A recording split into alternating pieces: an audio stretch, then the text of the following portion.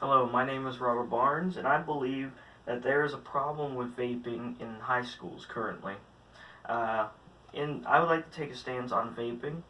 It was a problem everywhere in the U.S., and I think we need a policy change because the policy currently in the school system is weak and it's not doing anything to help stop vaping, at least in my high school.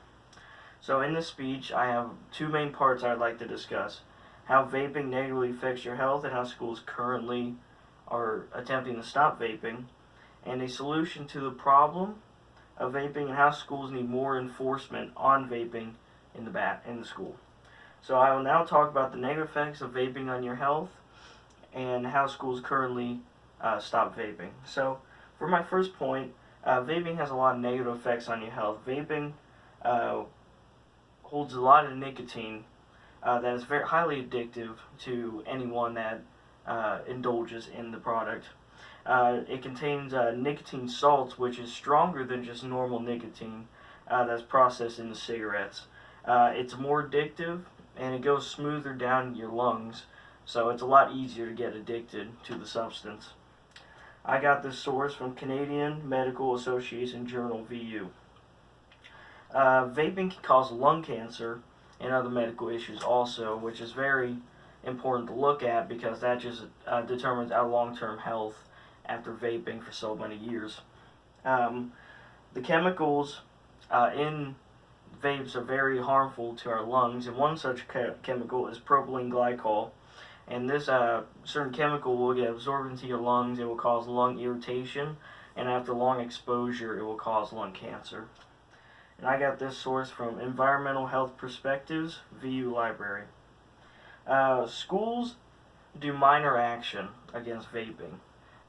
Currently in my school, we have vaping propaganda on the walls for no vaping, and sometimes they do vaping routines throughout the hallways to make sure nobody's vaping, but it's very minor, and very rarely people get caught vaping in the school, even though it happens all the time, especially in the bathrooms.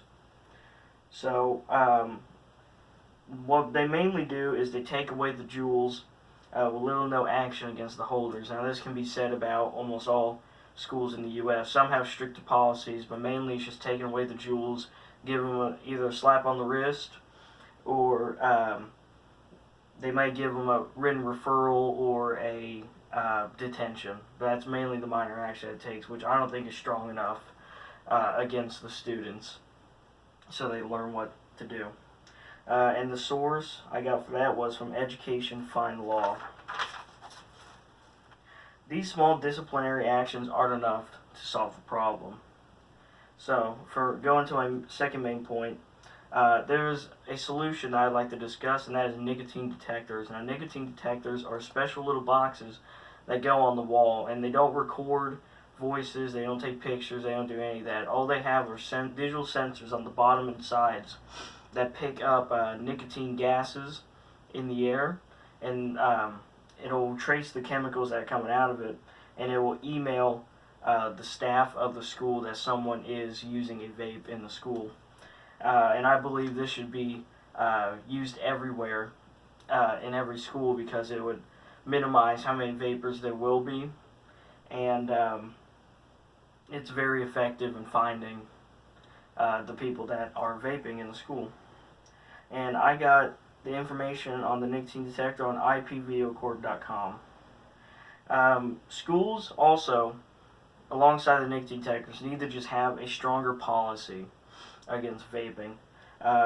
They need to create a greater punishment against the students as well, such as suspension or expulsion from the school.